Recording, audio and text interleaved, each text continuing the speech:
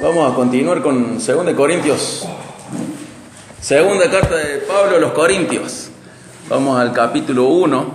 Y mientras buscamos, ¿qué me pueden decir de Corinto? ¿Cómo era Corinto? Una iglesia pecadora. Muchos dones. Con divisiones. Tan llena de dones como de inmadurez, ¿no? Y la ciudad, una ciudad próspera, una ciudad entre Atenas y Esparta, una ciudad con 700.000 habitantes más o menos, una ciudad rica económicamente, pero perdida en el paganismo, en la prostitución, en ideas erradas y con un gran problema religioso. Y esta es la segunda carta de Pablo a los Corintios, y hay más o menos alrededor de 6 meses entre una carta y otra, más o menos, y a pesar de todos los problemas y todo el pecado que hay en la iglesia, Pablo no deja de amarlos ni de considerar a los corintios hermanos de él. Los ve como hermanos en Cristo. El desafío en la segunda carta para Pablo es defender su apostolado, defender su ministerio. Hay gente que también se hace llamar apóstol y pone en duda la autoridad de Pablo como apóstol y como siervo de Dios. Y él tiene que lograr defenderse de la manera correcta. Esta gente quiere promover sus falsos títulos, pretenden desacreditar a Pablo y predican un evangelio diferente. Y Pablo va a defender su apostolado y va a defender el evangelio. Los puntos clave en esta carta son del 1 al 7, es la defensa del apostolado de Pablo, o sea que de los 13 capítulos, 7 son defendiendo el apostolado de Pablo. El 8 y el 9 es una exhortación a preparar la ofrenda para los necesitados de Jerusalén. ¿Se acuerdan que hablábamos que esta iglesia iba a ofrendar para otra iglesia? Y del 10 al 13 tenemos una confrontación directa contra los falsos apóstoles. Nosotros hasta ahora vimos del 1, capítulo 1, versículo del 1 al 11, y la palabra clave al principio era consuelo. Como Dios consuela a aquellos que sufren por Él, les da fortaleza, los capacita para alentar a otros. O sea que en el consuelo no solo Dios da fortaleza, sino que también capacita a esa persona consolada para que pueda alentar, consolar a otros. Luego vimos, en la segunda parte de lo que ya vimos, estaba la idea de esto de sufrir por hacer el bien. Y los frutos que traía sufrir por hacer el bien. Los frutos eran confianza en Dios, confianza absoluta y excluyente en Dios, solo en Dios. Un conocimiento experimental de Dios, no era algo que ellos habían leído, no era que Pablo había hecho el devocional y había leído que Dios lo podía consolar y le podía dar fuerzas, sino que Pablo había experimentado cómo Dios le daba fuerzas, cómo Dios lo consolaba. Esto hizo que su confianza en Él aumente, y también hubo ayuda a través de las oraciones y agradecimiento por la respuesta de esas oraciones. Y hasta acá es lo que hemos leído. Y ahora vamos a leer del 12 al 23. Lo vamos a leer de corrido y luego vamos a ir dividiéndolo. Dice el 12: podemos decir con confianza y con una conciencia limpia que en todos nuestros asuntos hemos vivido en santidad, en honestidad y con una sinceridad dadas por Dios. Hemos dependido de la gracia de Dios y no de nuestra propia sabiduría humana. Esa es la forma en que nos hemos comportado ante el mundo y en especial con ustedes. Nuestras cartas fueron transparentes y no hay nada escrito entre líneas ni nada que no puedan entender. Espero que algún día nos entiendan plenamente, aunque por ahora no nos entiendan. Entonces, en el día que el Señor Jesús regrese, estarán orgullosos de nosotros de la misma manera en que nosotros estamos orgullosos de ustedes. Como estaba tan seguro de su comprensión y confianza, quise darles una doble bendición al visitarlos 2 veces. Primero de camino a Macedonia y otra vez al regresar de Macedonia. Luego podrían ayudarme a seguir mi viaje a Judea. Versículo 17. Tal vez se pregunten por qué cambié de planes. ¿Acaso piensan que hago mis planes a la ligera? ¿Piensan que soy como la gente del mundo que dice sí cuando en realidad quiere decir no? Tan cierto como que Dios es fiel, nuestra palabra a ustedes no oscila entre el sí y el no. Pues Jesucristo, el Hijo de Dios, no titubea entre el sí y el no. Él es aquel de quien Silas, Timoteo y yo les predicamos, y siendo el sí definitivo de Dios, Él siempre hace lo que dice. Pues todas las promesas de Dios se cumplieron con Cristo con un resonante sí, y por medio de Cristo nuestro amén, que significa sí, se eleva a Dios para su gloria. 21. Es Dios quien nos capacita junto con ustedes para estar firmes por Cristo. Él nos comisionó y nos identificó como suyos al poner el Espíritu Santo en nuestro corazón como un anticipo que garantiza todo lo que Él nos prometió. Ahora pongo a Dios por testigo de que les digo la verdad. La razón por la cual no regresé a Corinto fue para ahorrarles una severa reprimenda. Pero eso no significa que queramos dominarlos al decirles cómo poner en práctica su fe. Queremos trabajar junto con ustedes para que estén llenos de alegría, porque es por medio de su propia fe que se mantienen firmes. Ahora vamos a leer desde el 12 al 14. Va a ser la primera división que vamos a hacer. Podemos decir con confianza y con una conciencia limpia que en todos nuestros asuntos hemos vivido en santidad y con una sinceridad dadas por Dios. Hemos dependido de la gracia de Dios y no de nuestra propia sabiduría. Esa es la forma en que nos hemos comportado ante el mundo y en especial con ustedes. Nuestras cartas fueron transparentes y no hay nada escrito entre líneas, ni nada que no puedan entender. Espero que algún día nos entiendan plenamente, aunque por ahora no nos entiendan. Entonces, en el día que el Señor Jesús regrese, estarán orgullosos de nosotros de la misma manera en que nosotros estamos orgullosos de ustedes. Pablo acá repite algo que ya tocó en 1 Corintios del 1 al 4. Esto que toco es ¿en qué descansa Él? Él descansa en la gracia, no descansa en la sabiduría humana. ¿Se acuerdan al principio de Corintios que su predicación, él decía que no estaba marcada en sabiduría humana, sino que estaba marcada con sabiduría divina, con gracia?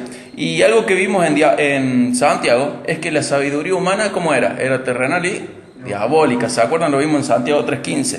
A veces, teniendo en cuenta lo que hemos leído, vieron que Pablo dice, nosotros estamos haciendo algo y la iglesia todavía no lo entiende, pero llega un momento en que lo van a entender. Tengan paciencia hasta entenderlo. En algún momento van a entender todo lo que Pablo está haciendo. A veces no entendemos todo y la Biblia nos enseña que no es bueno juzgar antes de tiempo. En el proceso de madurez puede ser que una congregación cree que el pastor o el maestro está equivocado, porque vamos aprendiendo la Biblia y vamos aprendiendo y vamos conociendo más, y todavía no hemos completado todas las piezas de este rompecabezas que se va armando, que es teología. Y cuando tenemos una pieza nos parece que la persona que tiene otras piezas más dice, no, pero está equivocado. Y tenemos que aprender a tener paciencia a nuestros maestros bíblicos, a nuestros pastores. Tenemos que aprender a tener esa paciencia. ¿Por qué? Porque estudiaron más y ven un poco más. Entonces nosotros tenemos que tener paciencia ¿con quién? Con el maestro, con el pastor y con nosotros también, porque nosotros todavía no sabemos todo lo que esa persona sabe. Dice en 1 Corintios 4, 1 al 5, dice, así que a Apolos y a mí considérennos como simples siervos de Cristo, a quien se nos encargó la tarea de explicar los misterios de Dios. Ahora bien, alguien que recibe el encargo de administrador debe ser fiel. En cuanto a mí, me importa muy poco cómo me califiquen ustedes o cualquier autoridad humana. Ni siquiera confío en mi propio juicio en este sentido. Tengo la conciencia limpia. Eso no demuestra que yo tenga la razón. Es el Señor mismo quien me evaluará y tomará la decisión. Así que no juzguen a nadie antes de tiempo, es decir, antes de que el Señor vuelva. Pues Él sacará a la luz nuestros secretos más oscuros y revelará nuestras intenciones más íntimas. Entonces Dios le dará a cada uno el reconocimiento que le corresponda. Le repite esta idea a Pablo a los Corintios. En 1 Corintios 4, 1 al 5, que lo acabamos de leer, les dice, tengan paciencia, no juzgan antes de tiempo. El Señor sabe por qué hacemos lo que hacemos. Y nuestra conciencia está limpia. Y ahora en 2 Corintios les vuelve a decir eso. Los corintios, a medida que iban creciendo, iban adquiriendo conocimiento de Dios, conocimiento bíblico. Pero venía otro con unas ideas mal sacadas de la Biblia y ya los torcía por un lado. Venía otro falso maestro y ya los torcía por el otro. Había alguien que complementaba lo que Pablo había enseñado, un Apolo, y decía, no, entonces Apolo tiene razón y Pablo no. Y no, hay que tener paciencia en este crecimiento hasta que podamos ver el panorama un poco más completo y entender un poco más. No tenemos que juzgar antes de tiempo. Y hay situaciones en las que es imposible saber qué hay en la otra persona. Es imposible. Pero ¿qué nos dice el Señor? Lo que no podés conocer, no lo juzgues. Antes de tiempo hay cosas que no las podés saber.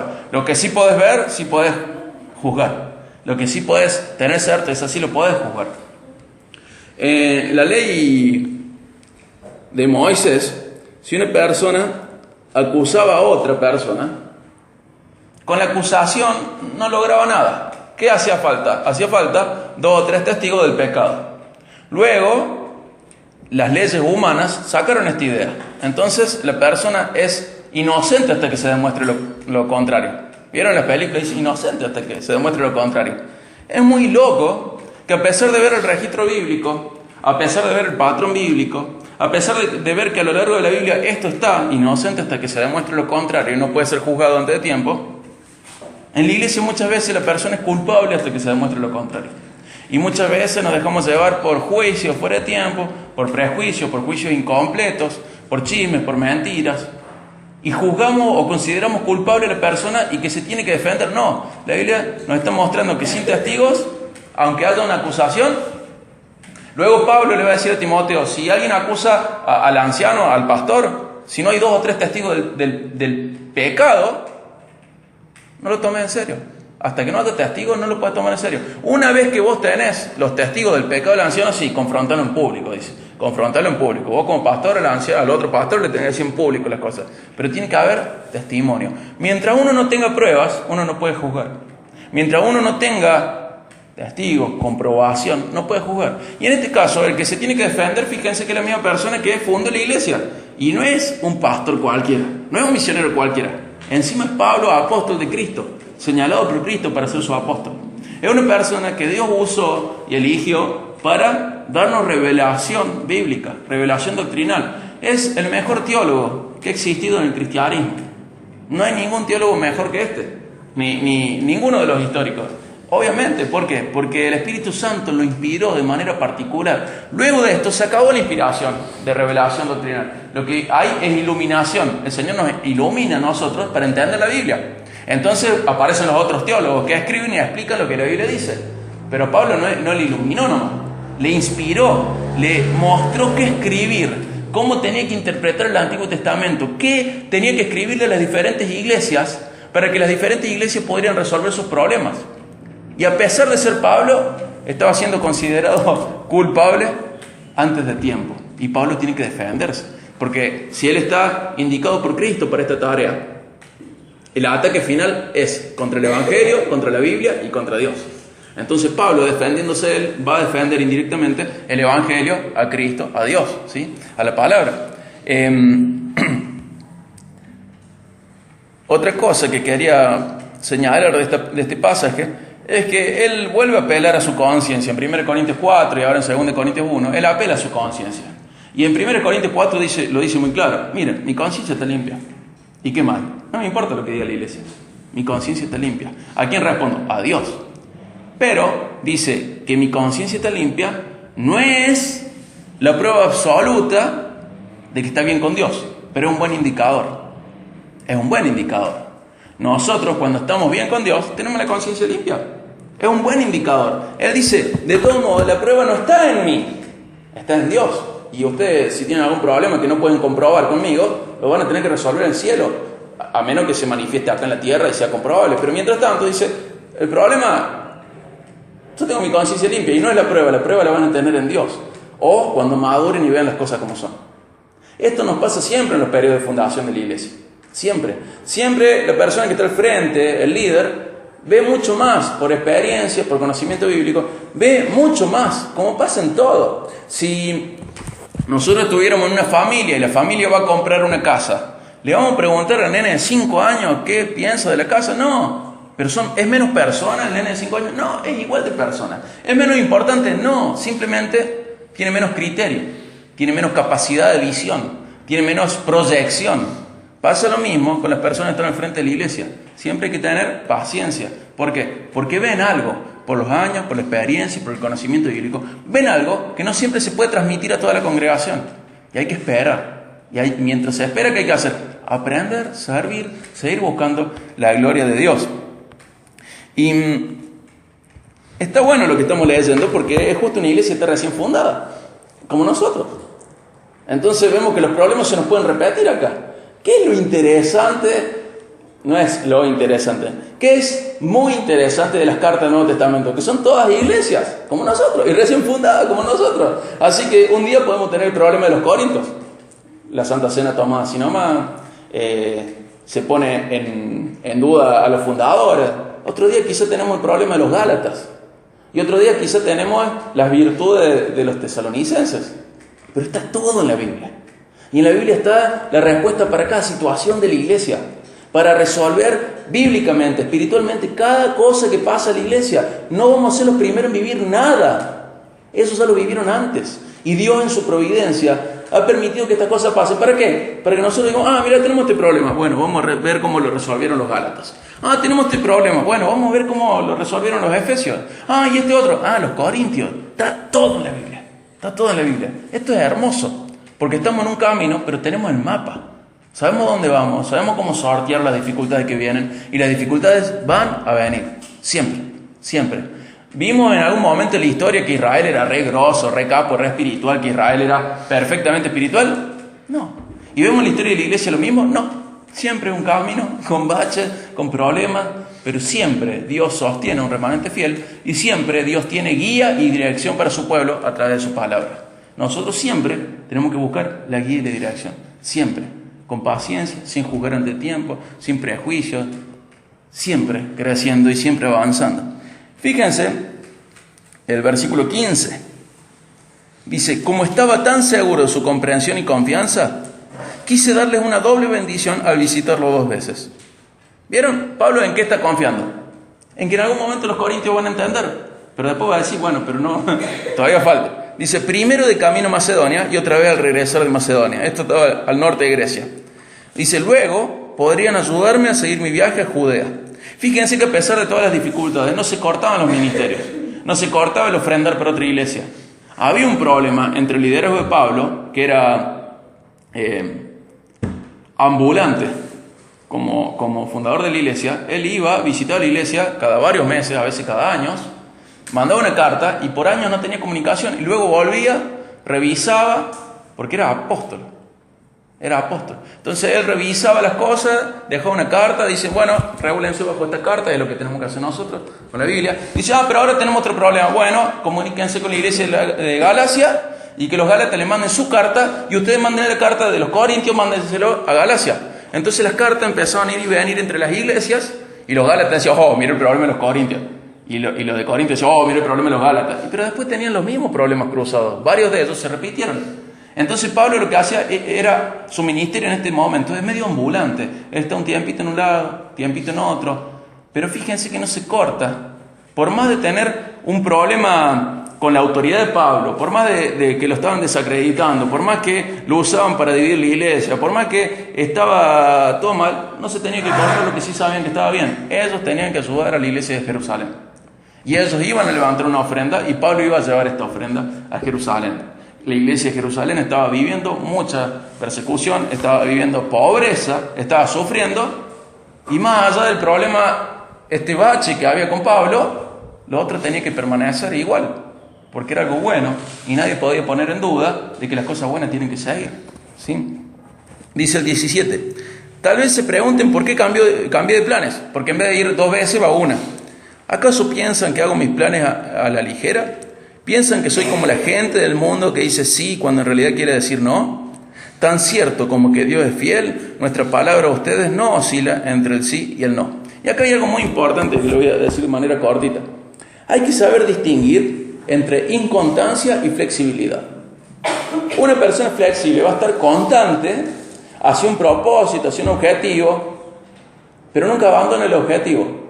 Un flexible. Un inconstante dice que sí, pero no lo hace. Dice que no, y sí lo hace. Tenemos que diferenciar. Por ahí dice, pero mira, Pablo dijo que iba a pasar 2 veces y al final vino una sola. Es un mentiroso. Entonces Pablo es pura espuma, habla un montón, pero no vale nada su palabra. No, dice, una cuestión de flexibilidad. Él necesita, en vez de pasar 2 veces, tiene que priorizar otros asuntos, y dice, bueno, voy a pasar una sola vez. Siempre es bueno diferenciar entre flexibilidad e inconstancia. El inconstante un día está, otro día no está. El flexible, a la larga, está siempre. ¿Sí? Dice el versículo 19. Y acá Pablo muestra de dónde sale su constancia. Dice, pues Jesucristo, el Hijo de Dios, no titubea entre el sí y el no. Es más, Él es aquel de quien Silas, Timoteo y yo les predicamos. Y es el sí definitivo de Dios. Él siempre hace lo que dice, pues todas las promesas de Dios se cumplieron en Cristo, con un resonante sí. y por medio de Cristo, nuestro amén, que significa sí, se eleva a Dios para su gloria. Vemos que Pablo tiene su constancia y pone como ejemplo, no como ejemplo, como motivación de su constancia, ¿cuál es? Cristo. Y de Cristo, el Padre. Vemos que la constancia del cristiano está aprendida de Dios. La constancia del cristiano es aprendida de parte de Dios. Todas las promesas de gozo, de amor, de bondad, de salvación, de perdón, de santificación, de comunión, de esperanza, de glorificación y del cielo que Dios hizo en la Biblia son posibles para nosotros solamente y únicamente a través de Cristo. Y se cumplen solamente a través de Él. Sin Cristo no están todas estas promesas. Fuera de Cristo no hay ningún cumplimiento de estas promesas para el humano. Solamente en Cristo. Todas las promesas hechas por Dios para la humanidad son respondidas. Y surge de nuevo esta palabra hebrea que es amén y que se dice igual en todos los idiomas. Hay pocas palabras que se dicen igual en todos los idiomas. Una es amén, teniendo algunas variaciones ahí en la fonética, y otra es aleluya. No sé cuántas palabras más hay que se digan igual en todos los idiomas. Si vos vas a la China y decís amén, amén. Y mira cómo hablo dos palabras en chino, amén, aleluya. Porque están en hebreo y se han universalizado, se han globalizado. Todo el mundo dice igual estas dos palabras. Entonces fue traducido de la misma manera. Pero ¿qué significa amén? Significa dos cosas. O así sea, en proyección al futuro, o así es.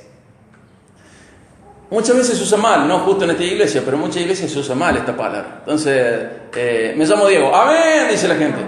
No tiene nada que ver con eso. Sí, no tiene nada que ver, es o así sea, o así es.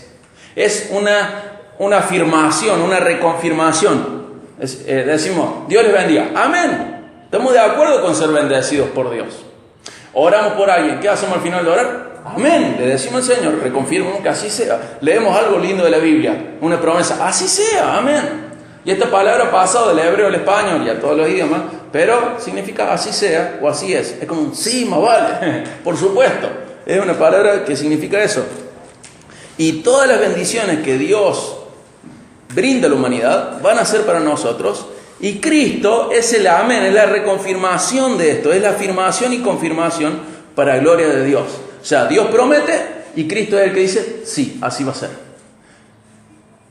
Por ejemplo, si cumplieran todos estos mandamientos, ¿se acuerdan? Todos, que van a tener bendiciones. Y nuestra conducta no es esa, pero Cristo dice, amén. Él es nuestro amén. Él es el que garantiza, confirma, reconfirma, afirma las promesas de Dios. ¿Para quiénes? Para los que estamos en Cristo.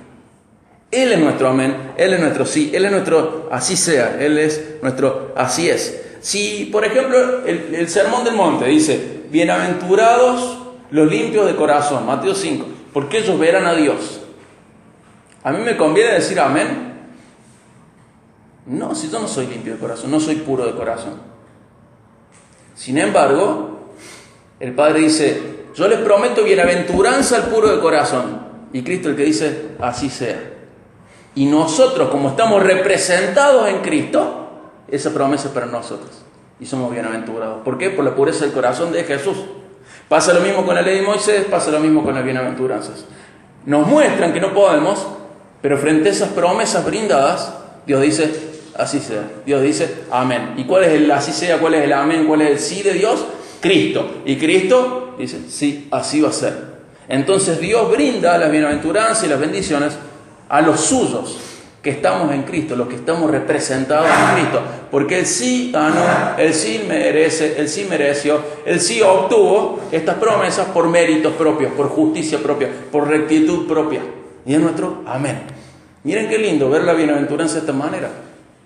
Porque Él ganó las bienaventuranzas para nosotros. Él ganó todas las bendiciones para nosotros, al punto de que somos constituidos coherederos con Cristo, coherederos de Dios. O sea que somos herederos del cielo, de la vida eterna, del reino de los cielos. ¿Con quién? Con Cristo. Somos coherederos. Vamos a heredar con Él todas las bendiciones. Todas las bendiciones. Y Dios dice, en Cristo, mejor dicho, Cristo es nuestro amén. Dios bendice, Dios promete y Cristo dice, amén. Es nuestro amén. Es nuestro, así sea. Es por quien todo esto es posible. Vamos al versículo 21.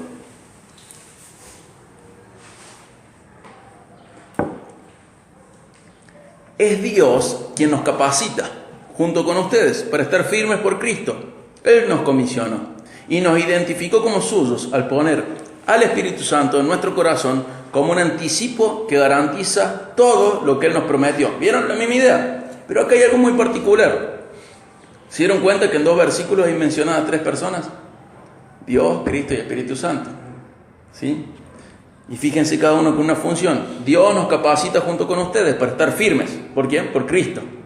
Él nos comisionó y nos identificó como suyos al poner al Espíritu Santo en nuestro corazón como un anticipo que garantiza todo lo que Él nos prometió. Entonces vamos a ver todo lo que hace Dios según estos pasajes. Por un lado, ¿qué es lo primero que nos dice el 21? Nos capacita, ¿para qué?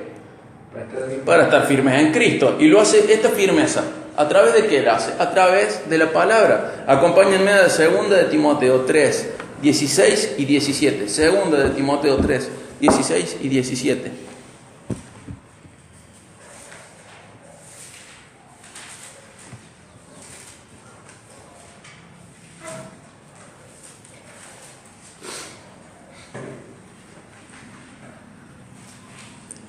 Fíjense, 2 de Timoteo 3, 16 y 17.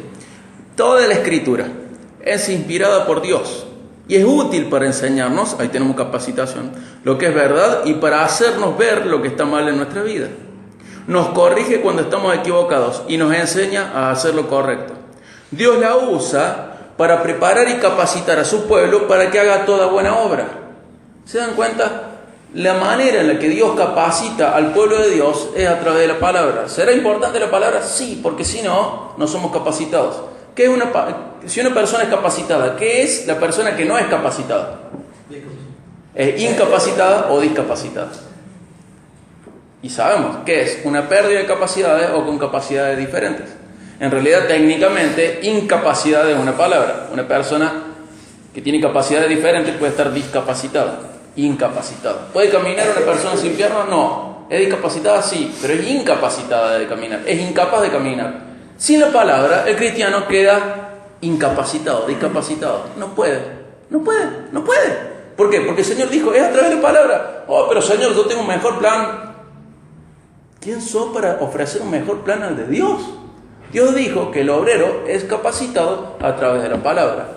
Sin la palabra no hay capacitación. Sin la palabra hay incapacidad. Fin del asunto. No tiene muchas vueltas. Por eso la palabra de Dios es importante para nosotros. Nosotros podemos capacitarnos a través de la palabra de Dios. Ninguno de nosotros tiene que ir a otro pueblo a leer la Biblia. Ninguno de nosotros tiene que, como hacen o hicieron en un tiempo en China, donde la gente no tenía la Biblia y había que sacar una hoja, aprendérsela de memoria y pasársela a otro, y a otro te dan otra hoja y a veces están mezcladas. Fíjense que locura. Y Dios sostuvo su pueblo igual. Pero nosotros tenemos toda la Biblia en casa, en la mesa de luz, en el ropero, en el armario, en la mesa de la cocina, en el celular, en audio, escrita. Y eso nos capacita.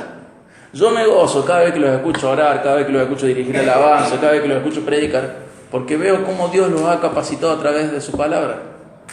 Los ha capacitado y los va a seguir capacitando. Esto recién empieza. Y los va a seguir capacitando y van a seguir adquiriendo capacidades para estar firmes en Cristo y para poder servir a otros. ¿Y esto cómo fue? A través de la palabra. Porque es el plan que Dios elige para capacitar a la gente. Es la técnica, la estrategia, la herramienta que Dios elige para capacitar a la gente, a los suyos, a fin de que haga toda buena obra. Entonces, bueno, volvemos a 2 de Corintios 1. Y dice, Dios nos capacita para estar firmes en Cristo. Y sabemos que esto lo hace a través de la palabra.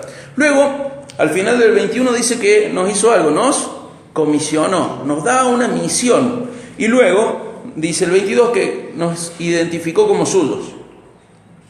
Vamos a hablar primero de esta identificación y luego de la comisión al final.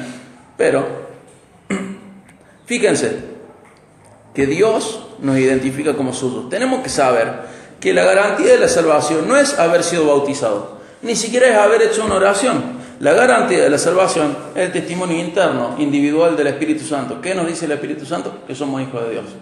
Y dice, este es el principio, este es el anticipo de lo que va a pasar en ustedes. Entonces, cuando nosotros somos hijos de Dios, adentro nuestro se nos indica que somos hijos de Dios. Entonces, cuando queremos hacer lo malo, como que nos cuesta, nos molesta, nos irrita hacer lo malo. No lo queremos hacer, muchas veces lo vamos a hacer igual, pero no estamos en paz ni cómodos frente a lo malo, ni haciendo lo malo. Lo vamos a hacer porque todavía estamos en el anticipo recién. No se terminó esto en nosotros. Como dijo Alan hace un ratito, esto ahora va a seguir creciendo.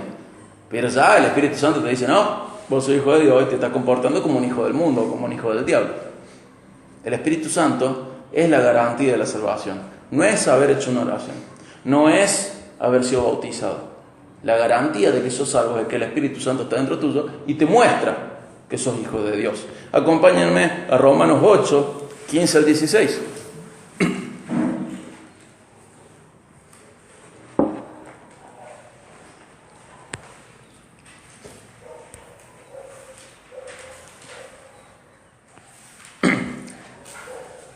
Dice, y ustedes no han recibido un espíritu que los esclavice al miedo. En cambio, recibieron el Espíritu de Dios cuando Él los adoptó como sus propios hijos. Un espíritu de adopción. Ahora los llamamos Abba, Padre, pues su espíritu se une a nuestro espíritu para confirmar que somos hijos de Dios. ¿Ven? El Espíritu Santo se une a nuestro espíritu. ¿Y qué nos confirma? Que somos hijos de Dios. Esta confirmación no la da un maestro, no la da un pastor, no la da un familiar, no la da un testigo. Esta confirmación la da el Espíritu Santo dentro de la persona. Esta confirmación viene a través del testimonio individual e interno del Espíritu Santo. Y esta obra va a continuar y va a seguir creciendo hasta que sea plena. ¿Cuándo va a ser plena esta obra? En cielo recién. Mientras tanto acá tenemos solo el anticipo de la salvación, pero nos falta. Entonces, como dice Gálatas 5, 22 y 23, esta nueva naturaleza que se está gestando o que está creciendo, hemos sido justificados, pero estamos caminando en santificación. Esto empieza a producir cosas en nosotros. Gálatas 5, 22, 23, amor, gozo, paz, paciencia, gentileza, bondad, fidelidad, humildad, dominio, control propio. Y va creciendo, va creciendo. Esto no es que uno dice, ya tengo amor, bueno, a ver cuál me falta ahora. Gozo, alegría, y ahora voy a buscar alegría. No, todas van creciendo al mismo tiempo. Pero por más que todas crezcan al mismo tiempo, no todos nosotros contamos naturalmente con la misma medida de cada cosa. Por ejemplo, hay gente que es re mansa. Y es mansa de antes de conocer a Dios. Imagínate con Dios. Va a ser más mansa todavía. Pero a lo mejor esa persona, cuando está en Cristo, avanza re poquito en mansedumbre. Y la ve a otra persona que es re cabrona. Y llega a Cristo y es un poquito menos cabrona que antes. Todos somos un desastre. Y todos estamos avanzando. Quizás uno de nosotros tenga naturalmente, qué sé yo, capacidad de dominio propio. Entonces, cuando se pone algo en la mente, se controla a sí mismo y logra disciplinadamente obtener todas sus metas. Dice, bueno, qué sé yo, no voy a decir malas palabras. Decidió eso, no dijo más malas palabras. Pero si esa persona estuviera fuera de Cristo y estuviera, qué sé yo, en un club de fútbol, sería disciplinado para entrenar. Porque una persona con control, con dominio de sí mismo, disciplinada. Y quizá otra persona dice, pero mira el dominio propio que tiene pero eso lo tenía de antes. El Espíritu Santo va a agregar y va a perfeccionar ese dominio propio. Pero esa persona seguro que en otro lado tiene falencia. Quizás le falta amor, o quizás le falta alegría. Lo ve y tiene una cara de tristeza todo el tiempo. O le falta paz y tiene ansiedad porque no sabe cómo va a llegar a fin de mes. Todos nosotros, mejor dicho, ninguno de nosotros cuenta con el cartón lleno. Amor, gozo, ¿qué te dicen? Espíritu Santo, ¿qué te dicen? Fruto del Espíritu Santo, ¿qué te lo sacaste todo vos en la lotería? No, todos nosotros vamos creciendo. El tema es que todos nosotros arrancamos de puntos diferentes. Y algunos tenemos más marcado a algunos, porque naturalmente ya tenemos un poquito de facilidad para uno. Y otros tienen marcados otros. Pero el Espíritu Santo está igual en todos los hijos de Dios.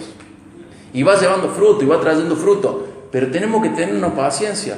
Porque no es menos espiritual el que no se le ve tanto la paz como aquel que no se le ve tanto la alegría. Simplemente salimos de puntos de salida diferentes y estamos avanzando. Pero sí hay algo muy marcado. Cada uno de nosotros debería compararse consigo mismo en el pasado.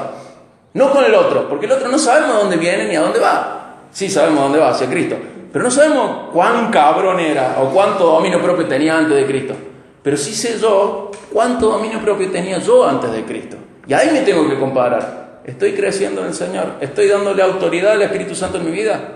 ¿Estoy dejando que el Espíritu Santo gobierne mi vida? ¿O estoy igual que el año pasado? Esa comparación sí es válida. Esa espiritualidad comparativa, esa comparación de espiritualidad es válida. Nos comparemos nosotros con nosotros mismos y veamos, tu nombre y tu apellido, ¿cómo eras hace un año? ¿Has avanzado? ¿Has restringido el poder del Espíritu Santo en tu vida? ¿Has boicoteado el fruto del Espíritu Santo? ¿O estás cada vez mejor? Yo en ustedes veo un cambio re lindo, nos vemos desde hace mucho. Y yo veo los cambios de ustedes. Veo al que tenía cara de tristeza, ya le veo más sonrisa, al que no tenía nada de paz, ya le veo más paz. Y los veo cambiando. Y tenemos que seguir creciendo en esto. Y no tenemos que mirar, decir, pero todo lo que me falta. Sí, lo tenemos que mirar, pero no de mala manera. Es bueno que nos falta, porque vamos a ver más de Dios en nuestras vidas. Y va a ser un testimonio de que Dios no se llegó y dijo, a Nahuel no, ya lo terminé, sigo con Cristian. No, ninguno de nosotros ya está terminado. Estamos todos en construcción. ¿Vieron cuando se lee en el centro vidriera en reparación? Que son un desastre. Somos vidriera en reparación, gente. Pero estamos siendo reparadas. Y eso es digno de alabanza a nuestro Padre. Estamos en reparación. Ninguno de nosotros la vidriera es linda ni completa. A todos nos falta de todo. Pero Dios está trabajando. Y como dice otra carta de Pablo, esa buena obra que empezó en nosotros va a seguir. Y Él va a ser fiel en completarlo. Y esto es digno. Dios merece ser alabado por esta obra en nosotros. Bueno, vamos al 23. 2 de Corintios 2. 2 de Corintios 1, 23. Ahora, pongo a Dios por testigo. O sea, recién era la conciencia, ahora pone a Dios de testigo, de que les digo la verdad. La razón por la cual no regresé a Corinto fue para ahorrarles una severa reprimenda. ¿Era por inconstante? ¿Por qué? Porque le iba a dar con toda. ¿Y merecían los corintios ser corregidos? Sí. Y Pablo dice, ¿saben qué? En realidad no es porque yo soy inconstante, es porque ustedes son muy inmaduros y mejor se los escribo por carta en vez de darles con todo en público. Entonces, si nosotros hubiéramos juzgado a Pablo fuera de tiempo, hubiéramos dicho, es un inconstante, su palabra no sirve de nada. Pero Pablo, que también está creciendo espiritualmente, dice, voy a ir. Y en su flexibilidad, él lo que tiene como objetivo es que la iglesia de Corinto crezca, se sane, sea santa. Entonces, en un momento dice, no, es mejor. En vez de ir, es mejor mandar una carta. Va a tener mejores frutos. Entonces no es que Pablo es inconstante, fue flexible para llegar a un objetivo. ¿Cuál es el objetivo? De edificar la iglesia de Corinto. Y Apolo, ¿se acuerdan? No fue Apolo, ¿se acuerdan? ¿Por qué no fue? Porque no quería tener nada que ver con lo que estaba pasando. Y Pablo hace lo mismo, en vez de ir, no, mejor le mando una carta. Bueno, ahora Pablo muestra que en realidad no era un problema de inconstancia, sino de flexibilidad y crecimiento en sabiduría. La razón por la cual no regresé a Corinto fue para ahorrarles una severa reprimenda. Pero eso no significa que queramos dominarlos al decirles cómo poner en práctica su fe. Pregunta, ¿qué entendían ellos como dominio? ¿Qué era lo que ellos entendían como dominio? Que les dijeran cómo poner en práctica su fe. Pero, volvemos a la idea de familia. ¿Quién es el que cría a quién o quién es el que enseña a quién? El padre al hijo, el pastor de la congregación. Entonces no es una cuestión de dominio, es una cuestión de sabiduría, conocimiento y de rol. Este pastor, ahora es misionero y apóstol, tiene un contacto con Corinto por haber sido el fundador y es el que escribe la revelación bíblica. Lo mismo va a esperar y va a mostrar de que no es una cuestión de dominio, es lo que está enseñando es cómo poner en práctica su fe. ¿Y de dónde va a sacar esta idea de cómo poner en práctica su fe? De Dios, de la Biblia, Él le va a decir, Corintios, la fe se vive de esta manera. No, pero nosotros creemos que, no, pero se vive así. ¿Y de dónde va a sacar esta idea? De la Biblia, de Dios. Y eso es lo que a nosotros nos ha llegado. Cómo poner en práctica nuestra fe, es lo que indica la Biblia. Fíjense cómo sigue. Bueno, lo leo de nuevo el 24. Pero eso no significa que queramos dominarlos al decirles cómo poner en práctica su fe. Queremos trabajar junto con ustedes para que estén llenos de alegría, porque es por medio de su propia fe que se mantienen firmes. O sea que Pablo, fundador de la iglesia, quiere dejar en claro que la fe individual es importante y que el rol pastoral llega hasta cierto punto. Él les va a enseñar, pero en realidad, ¿cómo se van a sostener los miembros de la iglesia? Por la fe individual. ¿Vieron lo que dice al final? Por medio de su propia fe es que se mantienen firmes. O sea, el pastor llega hasta cierto punto, el rol pastoral llega hasta cierto punto.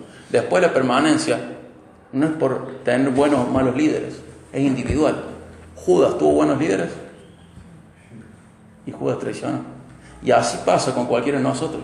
Y hay gente que tiene pésimos pastores, pésimos líderes, pésimos maestros, y es firme en la fe. Porque al fin y al cabo, la permanencia en Cristo tiene que ver con la fe individual. Y él apela a Dios como testigo, apela a aquel que realmente ve lo que hay en el corazón de Pablo. Y tenemos que entender muy bien que decir cómo poner en práctica la fe no es una cuestión de dominio, sino de transmisión de información bíblica. En Proverbios 27, 6 y 5, fíjense que Pablo lo estuvo retando. Fíjense que primero de Corintios, los amo hermanos, pero amados hermanos, y ahora de 2 de Corintios de nuevo, y ¿saben por qué no voy? Porque no los quiero retar de frente, y le da todo el tiempo. Acompáñenme a Proverbios 27, 6 y 5. Proverbios 27, 6 y 5.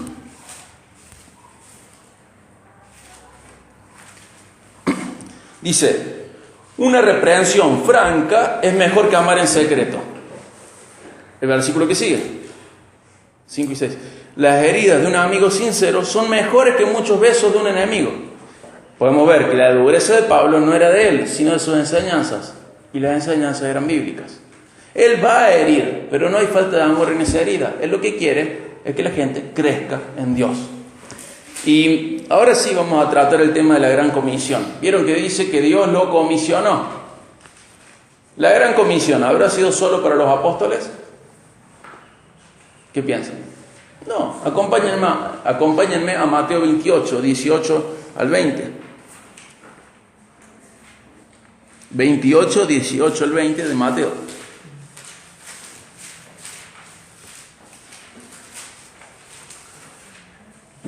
Esto se le dice la Gran Comisión. Comisión es una misión en conjunto. Mateo 28, 18 al 20. Dice: Jesús se acercó y dijo a sus discípulos: se me ha dado toda autoridad en el cielo y en la tierra.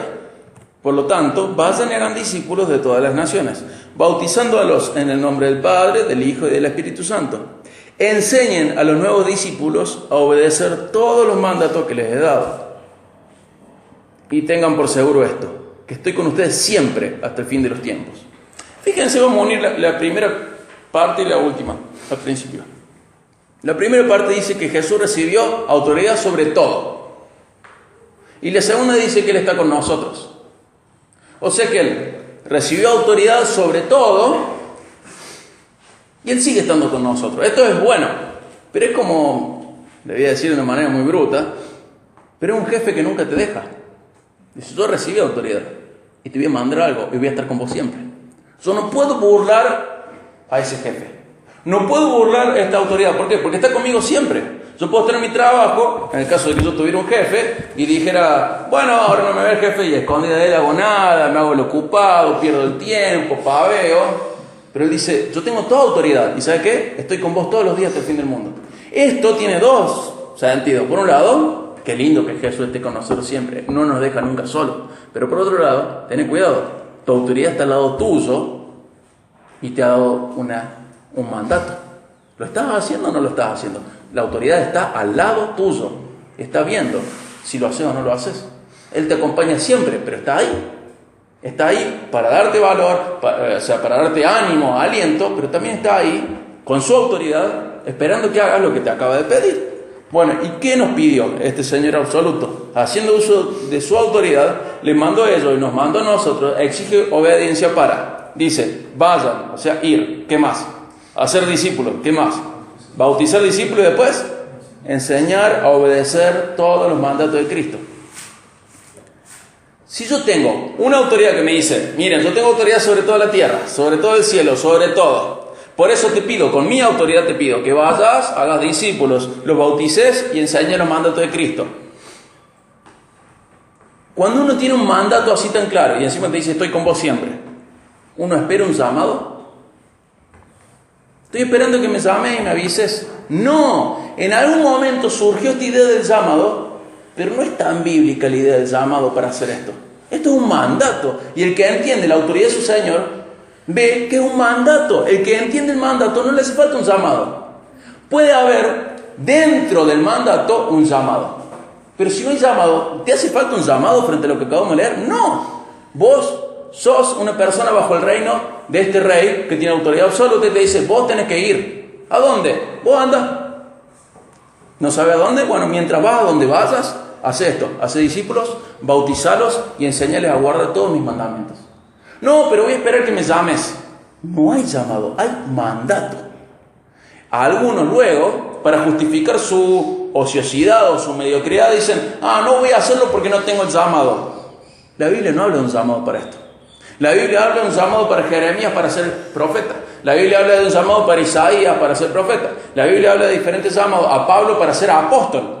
Pero para discipular, predicar, enseñar los mandamientos de Cristo, no hay un llamado, hay un mandamiento.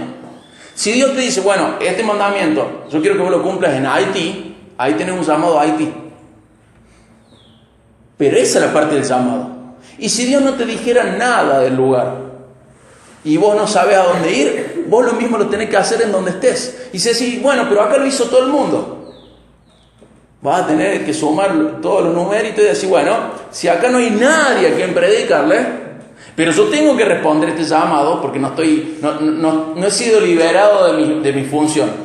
Esta autoridad me dice, vos tenés que hacerlo. Si no hay nadie a quien predicarle, ya están todos predicados y se le ha enseñado todo, ¿qué tengo que hacer yo? Correrme.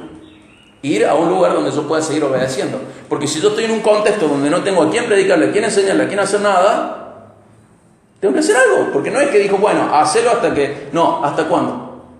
Hasta que Él venga. Y luego Jesús en Hechos 1:8, ¿qué dice? Me serán testigos, van a recibir poder para ser testigos. ¿En dónde? Joder, en Jerusalén. ¿Qué va? Joder, Samaria, ¿y dónde? Hasta los últimos de la tierra. Esto... Ahí lo está diciendo en un sentido geográfico, acá lo está diciendo en un sentido temporal. O sea, acá dice, estoy con usted todos los días del fin del mundo, hasta que Jesús vuelva. Pero en el otro te dice, dale. Pero Señor, no tengo a quién predicarle. Bueno, te va a tener que mudar, va a tener que mirar a otro lado, va a tener que ir a otro barrio, va a tener que caminar, va a tener que ir a otra ciudad. Algo tenés que hacer, pero vos tenés que hacer esto. Hacer discípulos, ir, porque dice, vayan, primer imperativo, vayan. Hagan discípulos, bauticen discípulos, enseñen a obedecer todos los mandamientos. ¿Cuándo se te acaba la carga esta? Cuando enseñaste a obedecer todos los mandamientos de Cristo. Y mientras tanto, tenés que seguir haciéndolo. No, pero no tengo llamado. No te hace falta un llamado. Dios no te dio un llamado, te dio un mandato. Imagínense, lo vamos a llevar a un término más fácil. En Éxodo 20, en los 10 mandamientos, dice que yo no puedo codiciar la mujer de mi prójimo, que yo no puedo ser adúltero. Pero yo no tengo llamado a ser fiel. ¿Me hace falta un llamado a mí para ser fiel a mi esposa? No, porque tengo un mandamiento. Pasa lo mismo con el evangelismo, la predicación. No hace falta un llamado, porque ya tenemos un mandamiento. Está el mandamiento. Si de paso el Señor te dice, mira, Diego, quiero que te cases con Lucila, yo ya tengo el mandato, tengo el llamado y tengo que permanecer fiel, pues ya está, eso ya cerró. Pero con esto, y no sé si con la esposa, Dios te dice, haz lo que quieras en estos límites. O sea, haz lo que quieras, pero tenés que saber algo, tenés que estar haciendo discípulos. En donde quieras, a menos que yo te diga, bueno, ándate a Haití, ándate al Congo belga, ándate donde sea. Pero como sea, vos tenés que estar haciendo discípulos. Como sea, Todos nosotros tenemos ese llamado, que es un mandato. No es un llamado como el que se dice hoy. Es un mandato. El Señor dijo, vení, vas a ser mi discípulo. ¿Para qué? Para hacer esto. Yo tengo la autoridad sobre todo y vos tenés que hacerlo. Y a vos te mando, con toda la autoridad que yo tengo sobre el cielo, sobre la tierra, sobre todo, con esa autoridad te digo, vos anda. Primer mandamiento, anda. Hacé discípulos, bautizalo y enséñales todo lo que yo enseñé. Ya está. No hace falta un llamado cuando uno entiende que tiene un mandato. Y Pablo tuvo un llamado único, irrepetible, pero ¿cuál era? ¿Era ser discípulo ese? No, ¿cuál era? El apostolado.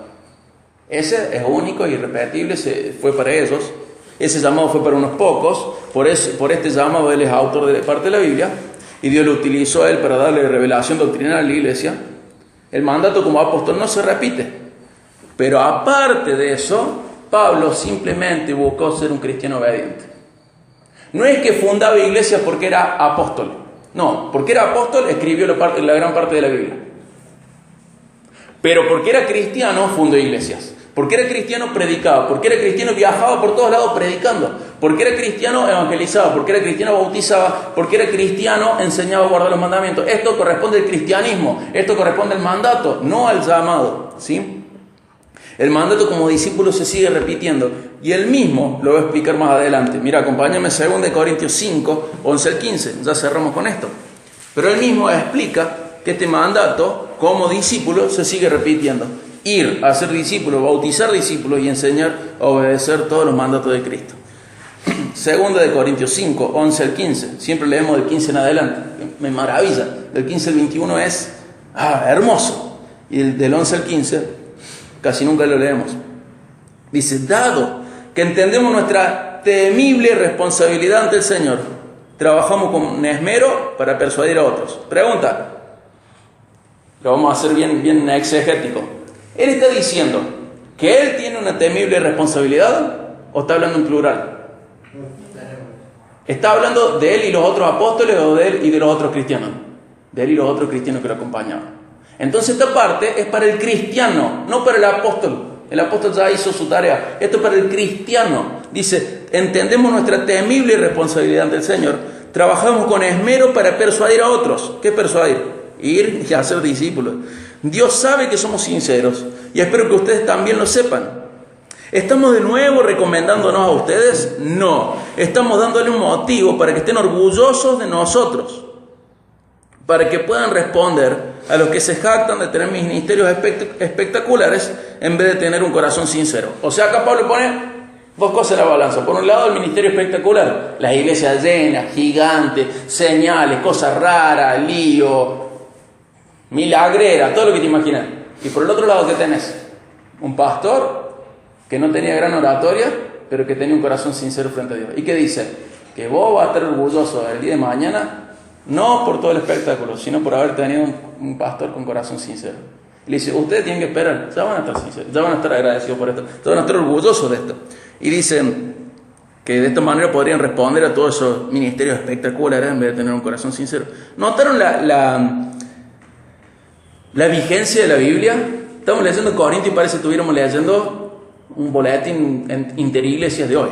Dice el 13, si parecemos estar locos es para darle gloria a Dios, y si estamos en nuestro sano juicio es para beneficio de ustedes, sea de una forma u otra, loco o con sano juicio. El amor de Dios, el amor de Cristo nos controla, nos impulsa. Ya que creemos que Cristo murió por todos, también creemos que todos hemos muerto en nuestra vida antigua. Él murió por todos, para que los que reciben la nueva vida de Cristo ya no vivan más para sí mismos, más bien vivirán para Cristo, quien murió y resucitó por ellos. Vemos que Pablo había recibido la nueva vida y estaba viviendo una nueva vida. Pablo la recibió y la vive. Vemos que en esta nueva vida, esto de persuadir a otros con esmero es fundamental. ¿Qué es persuadir a otros con esmero?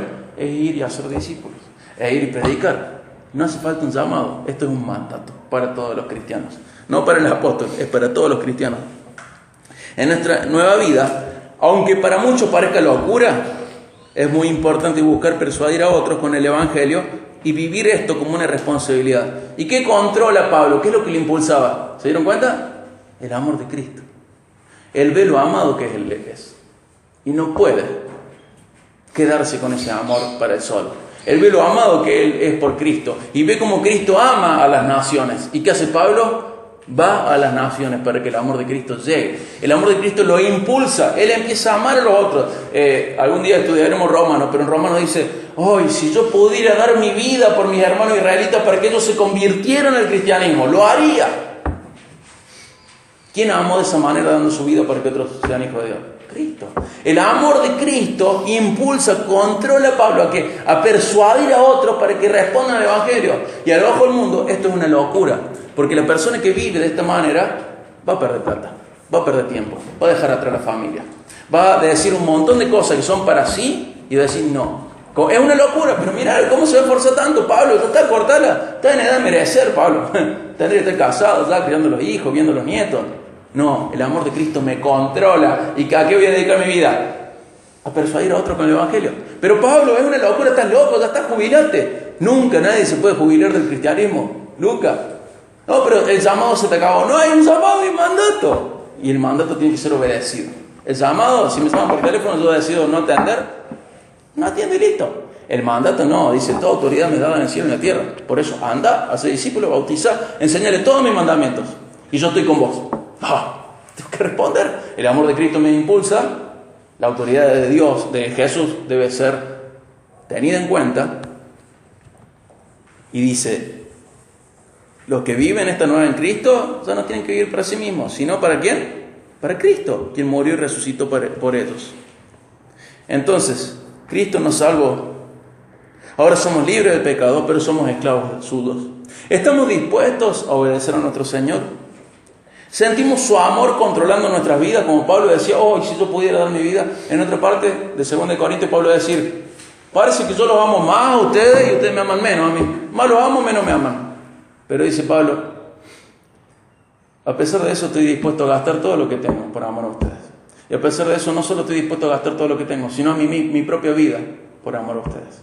Pablo, esto es una locura, ¿sí? Esto es el Evangelio. Dios nos ha dado otra mente, Dios nos ha dado otro entendimiento de la realidad y su amor tiene que controlar nuestras vidas. Y les pido que seamos leales, que seamos fieles, porque nuestro Señor lo merece. Tenemos que responder a esta comisión.